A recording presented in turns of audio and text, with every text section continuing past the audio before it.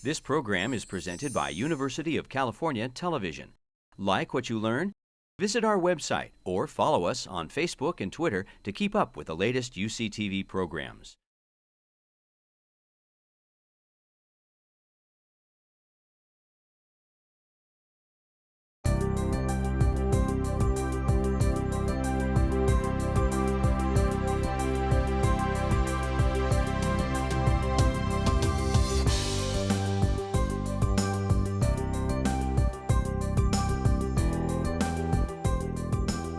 So this session is, we're hoping to give you some of the experience that we've had at UC San Diego in evaluating contributions to diversity.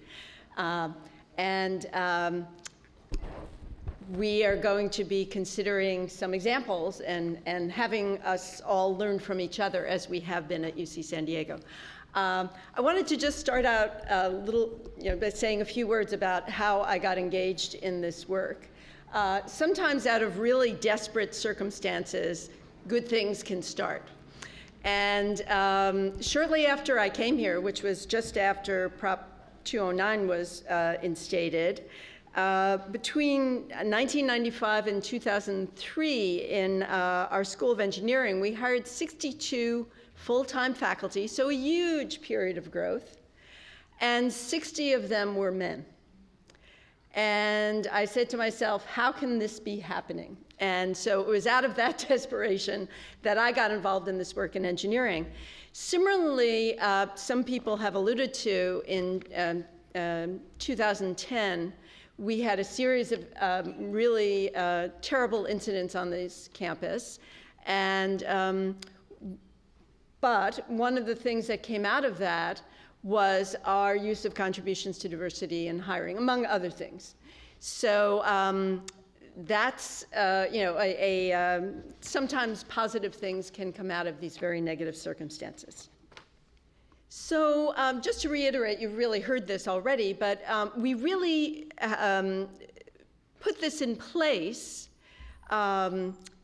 for a number of reasons. One obvious one is to identify candidates who really do have the skills and the experience and the background and the willingness to engage in diversity type efforts to enhance our mission on this campus in making progress in diversity. The other thing is that it announces to the world that we are committed and interested in having our faculty contribute to diversity. And as you've heard also, we're aiming to change the culture in faculty commitment to equity, diversity, and inclusion activities. So as was pointed out, we've been doing this for 3 years.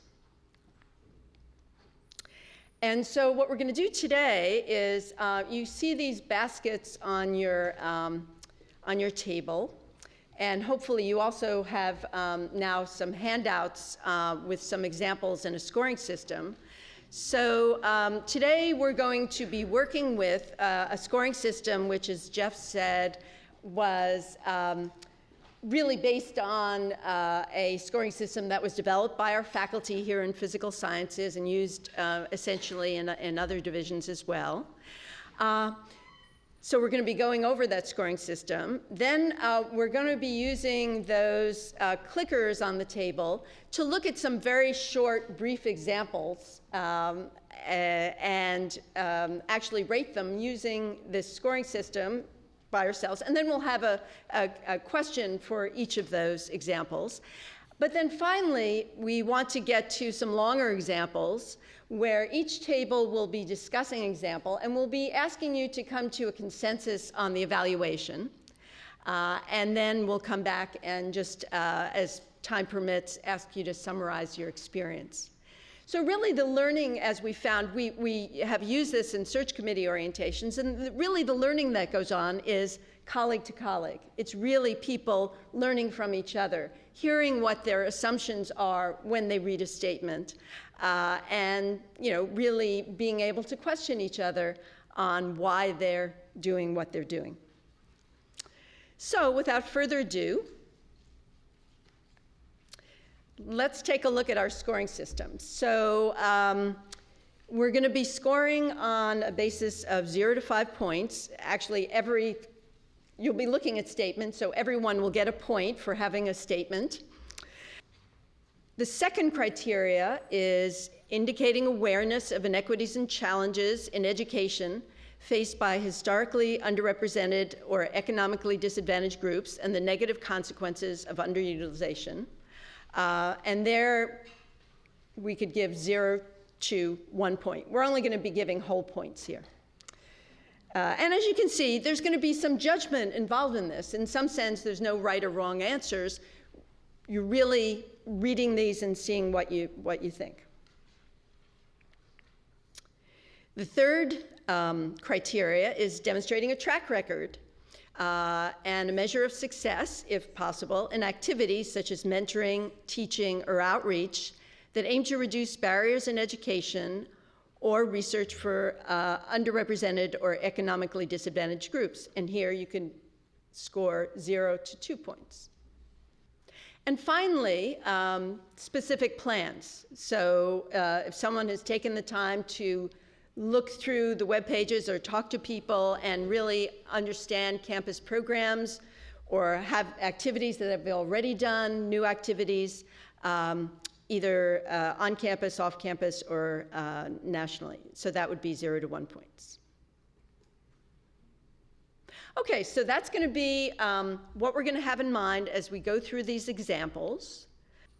And just to give you some examples, so you can get the sense that 5 is excellent. So 5 would be the top grade you could get on this.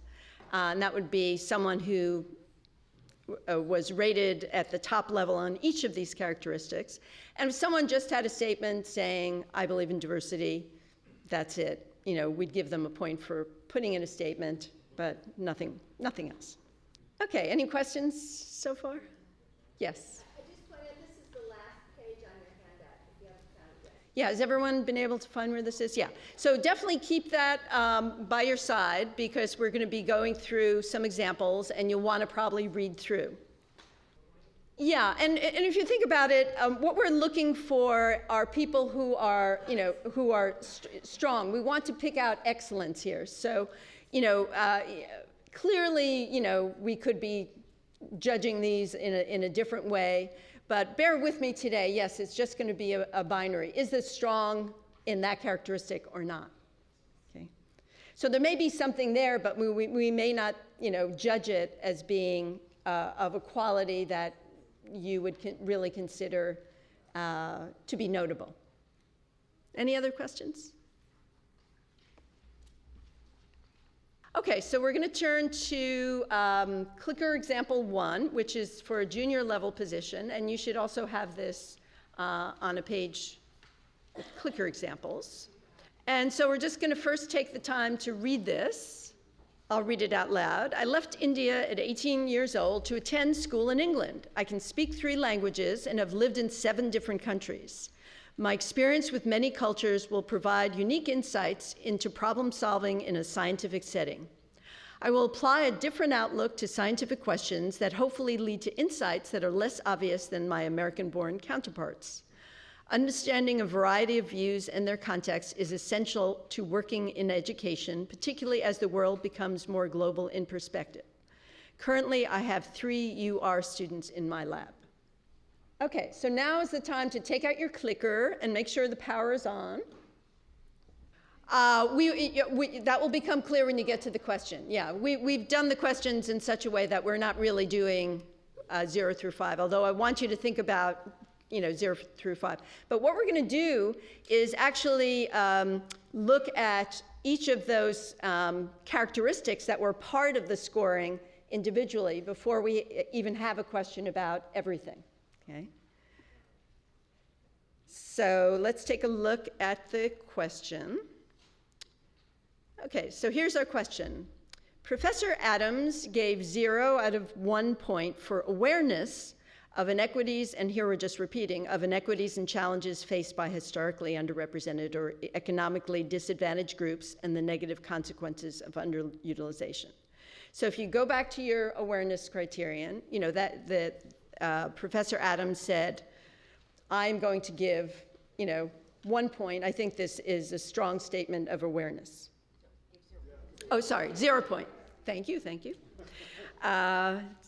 So here's where the clickers come in, and what I'm going to ask you to do in a moment is to press A if you agree, or press D if you don't agree. And I'm going to start a session here, and you can now, once you've had a chance to think about it, just press A or D for agreeing. Yes, this is Professor Adams is correct. 0 is correct. And, or D, if you don't agree, if you think this should have been done differently. So I want to say that our Center for Teaching Development, Beth Simon is here, and they gave us the majority of these clickers to use, and they really work with our faculty in a much deeper way about how to use these clickers in education in our classroom. So we may not be exactly using this in the way that they would recommend, but nevertheless it will be a good experience. Okay, so I'm going to stop this. We've had 77 responses, and the good thing about this is now we can show the results. So 58 responses were agree that 0 was the correct answer. And then we had 19 responses which disagreed. So why would someone, it doesn't have to be someone who put down D, but why do you think this would be, there would be an argument put forward so that someone could say, well, no, I don't think 0 is right? Anyone want to step up and make a comment about that? Don't be shy. So the part that made me think it should be maybe a quarter of a comment is that there's the comment covered up, but she had some awareness of the negative consequences of underutilization. It's essential to working, particularly understanding a variety of views in their context. Mm-hmm. Anyone else care to make a comment? Would you want to come up? Hello, everybody. I'm Carlos Grijalva from UCLA. I don't have a comment about this, but a comment about diversity. And I think oftentimes our faculty get confused between domestic underrepresented and international diversity. So Yeah. just wanted to make that. And as was stated before by Amy, and we've certainly found this to be our experience too, as much as you can put into, these criteria are made up by search committees. And so it's our faculty who are thinking about what the needs are and how they want to frame it, from all the way from the ads down to how they're judging it. So as much as you can be clear about those criteria, and this is just one example criteria, we're not touting this as being, you should go home and use this. As clear as you can be, the better. Okay, should we go on to the next question? So this is the same example, different question though. Professor Shah gave this 2 points out of 2 for track record because he was impressed by having 3 UR students in the lab. And again, this is going to be agree or disagree, but let me start a new session here. And so press A if you agree that this should be 2 out of 2 points, or D if you don't agree. Answers are coming in really fast here. So let's look at the results. So here, 64 people disagreed that this should be the highest rating of a track record, and 13 people agreed. So why would someone disagree with this? Does anyone want to speak to that? Well, it's very easy to have a numerical answer, but there is no motivation why 3 is actually providing, and be aware and have a track record. I mean, there are so many other circumstances that could define that number. Right, and you're pointing out that this is a qualitative, we're making judgments here. So this is, it's a qualitative judgment. It's a question of whether this statement, I have 3 UR students in the lab, really corresponds to a track record or not. Anyone else want to comment on that? Yeah. Yes, go ahead. Ricardo Alcano with UC Santa Barbara. I'm looking here to look at I would think the question is related to a cause and effect. In other words, especially the scientists, what action that I took resulted in 3 URs. So it's not that assumption that that's bad or good or bad result. The point is, if I'm the candidate, what was my involvement in that? Did I arrive and they were there? Exactly. Are they the best students right, and that's why yeah, they got in there? I mean, yeah. so that the cause and effect, that's why I disagreed. It's great accomplishment, but Yeah. it doesn't say that it's that person's accomplishment. Mm-hmm. And it's true these examples have very little information. We don't know if there was any effort involved. And that's something that one could figure out later and revise your scoring. So I was an agree. And I do agree with all the comments that people have made about not knowing the circumstances. From my own perspective, and I'm a sample size of 1, most of the labs that I'm aware of, and I'm in public health, so the public health labs at UC Berkeley do not have URMs in them. My lab does and has quite a few, and I know the efforts that I had to go through in order to have URMs work with me in my own research. So that's kind of my perspective, and that's why I said agree, because I don't think it's very easy to have URMs in your lab at UC Berkeley without effort. So the several good points there. One is this really depends on the context. Is this an unusual, and the other point is you said you went through a lot of efforts. You could have, if you were asked to write such a statement, really talk about those efforts. And that's really what we're trying to get at. It's really what we're trying to look for in these statements. Susan Rivera, UC Davis. I was a D. And I would say just add one other thing to what everybody else was saying, which is that UR is very undefined, right? So we don't know if those were people that looked like this professor, right? So it could have been 3 people from India, for example. So I think it's nice to have these examples so we can guide people on how to construct these statements and say, you have to say, what you mean by UR. I think this echoes a comment that was made earlier also. I'm Kim Barrett, Dean of Graduate Studies here at UC San Diego. I was a don't agree. I do think that effort is required to get underrepresented students in your lab, but there's no measure of success here. And as a graduate dean, I know that there are labs where there are underrepresented students who are incredibly unhappy and not feeling that they're mentored. And so it's one thing to get students in the lab, but you actually have to do something with them. Thanks.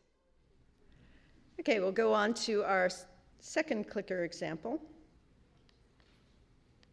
And again, we'll take the time to read this.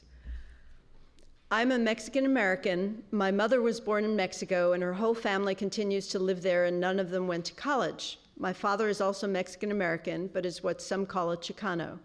A few people in his family went to college, however, none of them earned a professional degree. My family history and personal experiences over the years will enable me to contribute more effectively at UCSD and make me a better professor. I am an active volunteer with the Society of Mexican American Engineers and Scientists, which promotes the professional and personal development of Mexican Americans pursuing degrees in engineering and science. I bring a distinct perspective to the classroom and am proud to be a role model to students of all ethnic backgrounds. So, Professor Smith gave this 1 point for specific plans to contribute. And again, it's going to be agree or don't agree. So we've now started. Okay, let's look at the results here.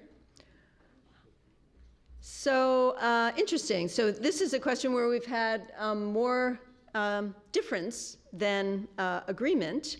We've got 43 people, 57% saying they don't agree, and 32 or 43% saying they agree. So why would someone agree? Yes, this is a person who is presenting specific plans. What would be the reasoning? Do we have a? Bruce Hartsoe from UC Davis. My view is that if we change 2 words there, from I am an active volunteer to I will be an active volunteer, and I am proud to be a role model, I will be a role model, that indicates 2 points that are essentially plans. Adam Burgess, right? I voted don't agree, not so much because I didn't see plans and specificity is an issue, but if I'm trying to gauge a wide set of faculty, I really want to give this a 0.5. Okay. So Go ahead. and I didn't have a B.5 on here. So. Right. Yeah. We didn't have enough clickers so that you could put in a 0.5, but some of them would be able to do that. So I think this is a very good point. I think if the person had said, I will keep doing this, which is an assumption we might make reading this, that the person will keep doing this, but we would like them, we're really judging them on the evidence that they're putting forward. And again, it's something that we can talk to them about were they to be interviewed. Say, what would you do when you're here? You didn't say too much about it, right? Comment? Yes, I'm Susan Golden. I'm the Faculty Equity Advisor in Biological Sciences, and I'm also a member of an NIH grant panel. And really what we're talking about here is partly grantsmanship. So in a grant panel, it's very competitive to get grants these days. No panel will give a grant to someone because we infer that they really meant to say this. You have to say it. Now, there was a time, I hear, many decades ago, when one could get a grant like that, but it's become so competitive that you can't do that. I think that we're at the early stages of asking for diversity statements, and people haven't had to think about their grantsmanship, their application-manship, application personship, for applying and including this criterion. But I think that it's a good start that we're asking for them, we're asking for these statements, and that we're talking about how we will evaluate them. I also think that this speaks to something that Olivia brought up in terms of a sense of how do we counter the fact that some people from underrepresented groups don't want to be considered that they're being graded specially, and that is that when we make it a competitive criterion that helps you get a job, people will start thinking very seriously about contributions to diversity. Because just like we won't hesitate to put our publication record out there or our grant record out there, we also won't hesitate to put our contributions to diversity out there as, here's something that will, you should hire me because I can do this. It's something else I bring to the table. And when we do that with everyone, I think that sends a good message, and it doesn't just send a message, it sends a message that's going to have consequences. And I'd just like to say that one thing that, I guess I've only been the faculty equity advisor for a few weeks, but I find that it's changing how I talk with my students. So I have a lot of students applying for fellowships right now, and I talk to them about how they can improve their personal statement by talking about what they're doing in the lab, and the fact that the environment that they're in right now is really emphasizing and valuing contributions to diversity and equity, and that if they can put themselves in that context and put it forward, they're going to help their fellowship application. That's a really excellent point, Susan. Thank you. And I think we do need to think about passing this message along. I find the students probably get it faster than the faculty do in terms of the general population. They see the value in putting it forward. Yes. Oscar Dubon, UC Berkeley. One thing I would say is that first, when one does proposals, a track record does matter, and even when the plan isn't so good. So I think those can't be completely separated, even in this. The other thing is that it's important for Professor Smith also to have context. So when I see a word like role model, as someone Hispanic faculty member, I do a lot of unofficial role modeling.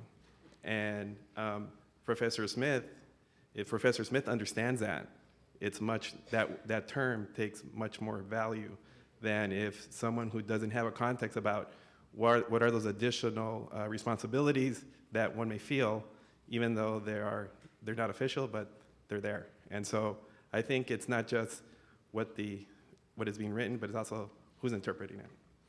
Excellent point, thank you. Hi, Elizabeth Ozer. I just had a follow-up comment about learning how to write and how to do this strategically.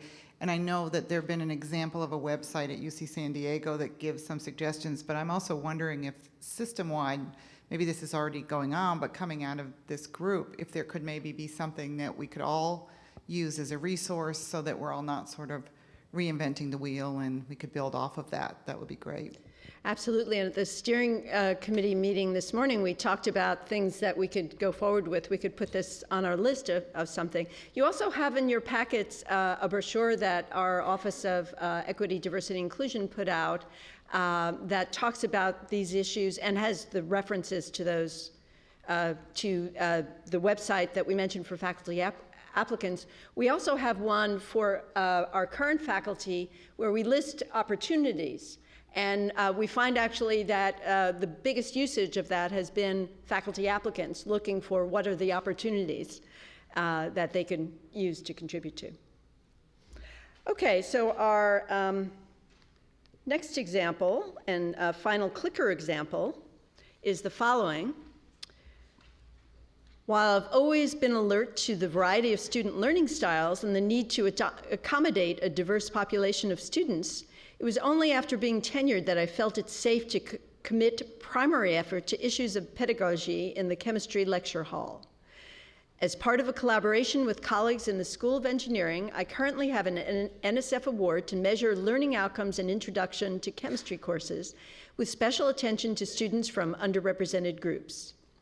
Postdocs in my chemistry education lab are using national data sets from the ACS Exams Institute along with various data we are generating in our own Chem 1 courses to study the effect of various interventions on student learning.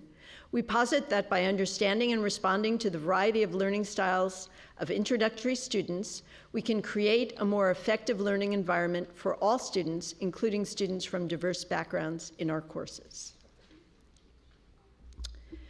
Okay, so let's see the question on this. Professor Garcia gave 4 points out of 5 overall, based on awareness, +1, excellent track record, +2, but no specific plans, +0, in this statement, +1.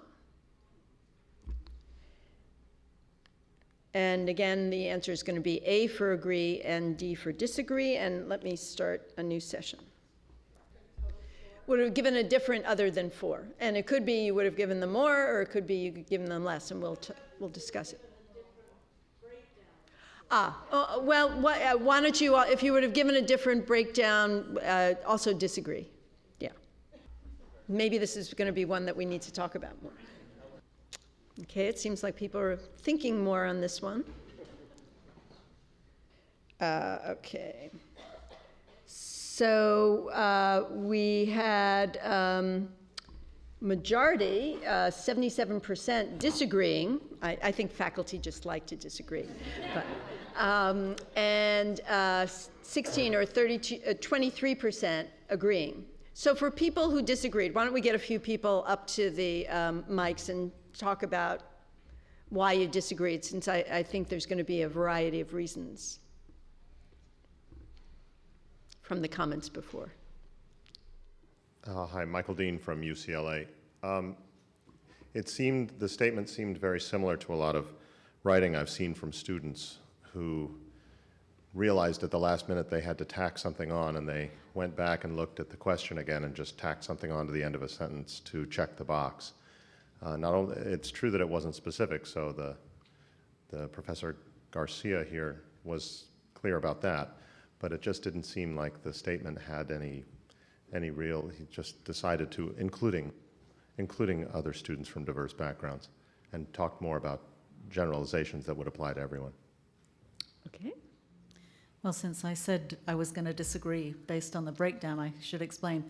I don't see how they can say that there's no specific plans if this person has actually gotten a federally funded grant to look at this question. That, by definition, means you have specific plans, and not only do you have them, that they've succeeded in peer review. So,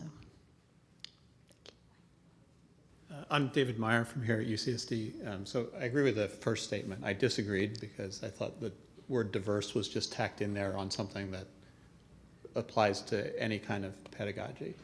But I wanted to make a different comment about this, which is I think this is a good example contradicting the Chancellor's assertion at the beginning that there's no conflict between excellence in research and excellence in diversity. If I were hiring a chemistry professor at an institution like UCSD, especially a senior chemistry professor, I want that person to be doing research in chemistry. I don't want that person to be doing research in chemistry pedagogy. So although it doesn't affect the score on the diversity statement, which is independent of that, I would rate this person down as far as hiring them goes, because it doesn't look to me as if he or she is going to do chemistry research. So in response to that, I really want to get back to what the Chancellor and our EVC have been saying all along, that we're not judging here on research, and we are not lowering our standards in research. We would expect this person to be absolutely stellar in their chemistry research. However, we are people, humans, who do different things, and some of the things that people do are of this sort where they contribute to diversity. And so what we're actually doing is looking for people who can be excellent in that sphere and make that part of our definition of excellence. So we're not really lowering any bar here. We're raising the bar. This is actually harder to get people to do. And so I would say, you could say, well, I want them to spend 100% of their time on chemistry research. I would say, none of us can do that. And we do have choices we make about what we do, and this person has made a choice. And as an educational institution, it seems reasonable.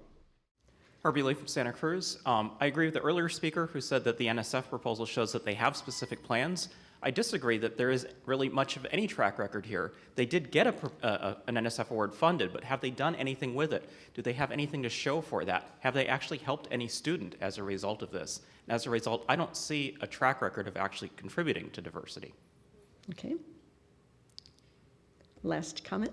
Okay, I'm not going to comment particularly on the numerical ranking, but the comments that we had, I think, brought out an important interpretation that some of us may be making about the word diversity. What does, in fact, diversity mean?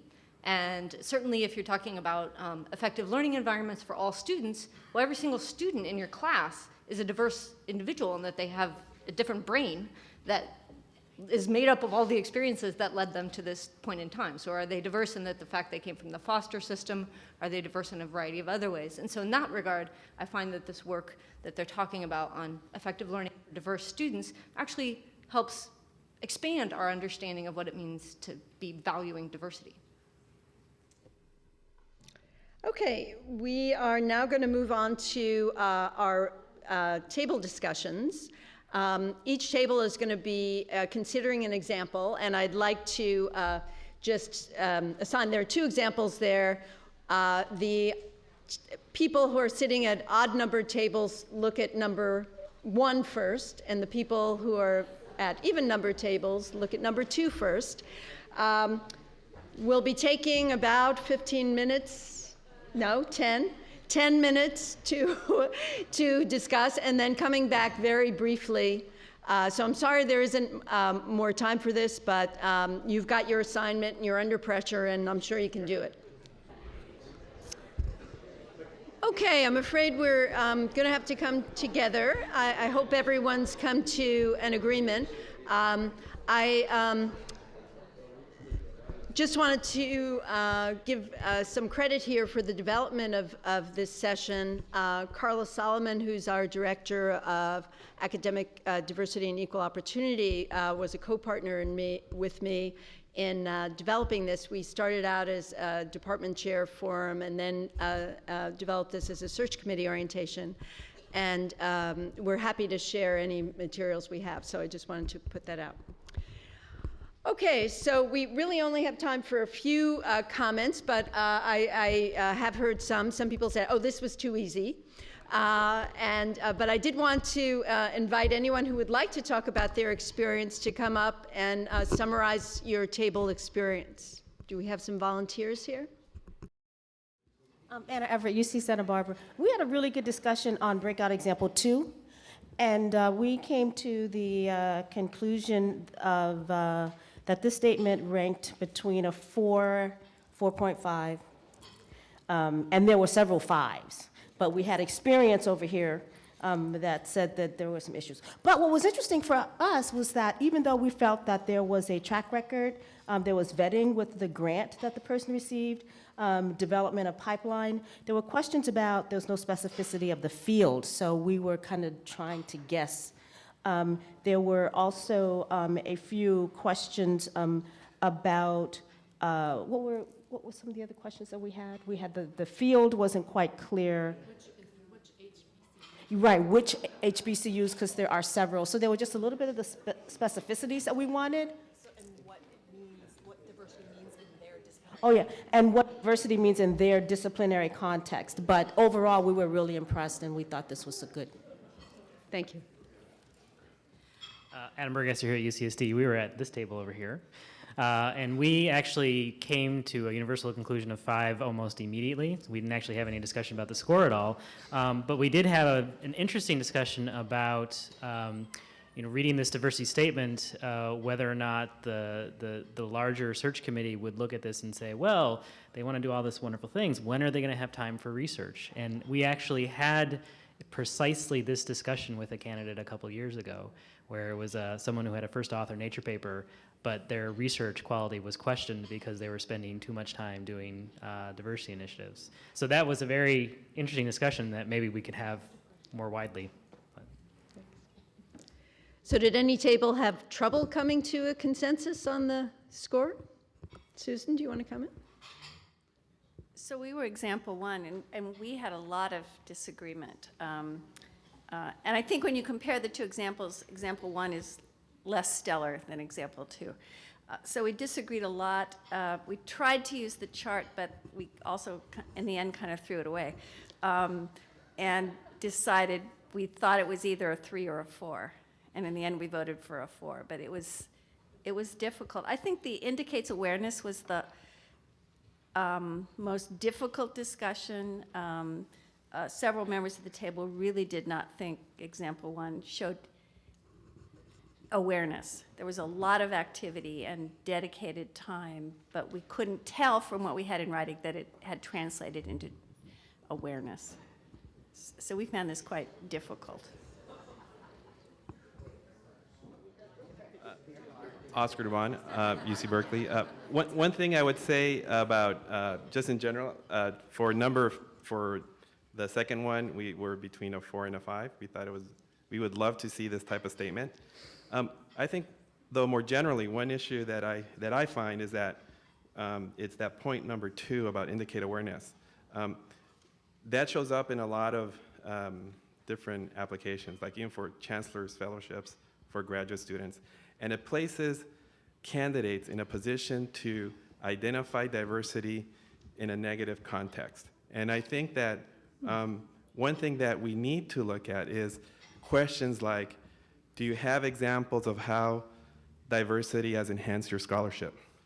Because I think those are the connections that we need to make that are challenging to make to our colleagues, because they, at least I feel in my College of Engineering, it's compartmentalized and it's not brought together. And casting a positive outlook about diversity is really important, because it casts just a shadow in general about the discussion. And I think students are at the short end of that discussion, because they're the ones, especially the underrepresented students, they're talking about that. You're talking about diversity, but you talk about demographics, but you're hiring people who are interested in diversity, and they're trying to pull these people from the gutter to help them. And I understand all of that context, but it just doesn't send the message. And I think things like, how is diversity enhancing your scholarship? Tell me an example. I think those are things that we can really work on. Okay. Quick question. Are these criteria designed to leave women out? Is this only supposed to be underrepresented No, minorities? well, so in STEM areas, women are historically underrepresented. So, no, it wasn't designed to leave women out. Because I have a hard time seeing how women are related to the second bullet about indicates awareness, unless they've been discriminated against, they are not allowed in a physics class or something. No, there was no intention of that. But, as I said, this is just an example. I had already been getting comments from people saying, well, I think you need more points for track record. This is just an example. It's not, I'm not holding it up as the example you should use on your campus. We need to close up, unfortunately. I think this has been a great discussion. Our EVC had to leave, but he wanted me to point out a couple of things. One is we've already on our campus started incorporating this into some postdoc and graduate student training. And if we're really serious about this, we have to give students the opportunities, and their advisors have to give their students the opportunities to engage in some of these activities. And that we're also really been thinking about what kind of incentives we need to promote this work. In engineering, the dean wound up giving part of the startup package to be some funds so that people could continue the work that they had been doing, which is a great thing. We're thinking about, can we do this perhaps, and I'm sure our VC EDI will be looking at this. How can we incentivize this group to keep going forward with some of these positive things?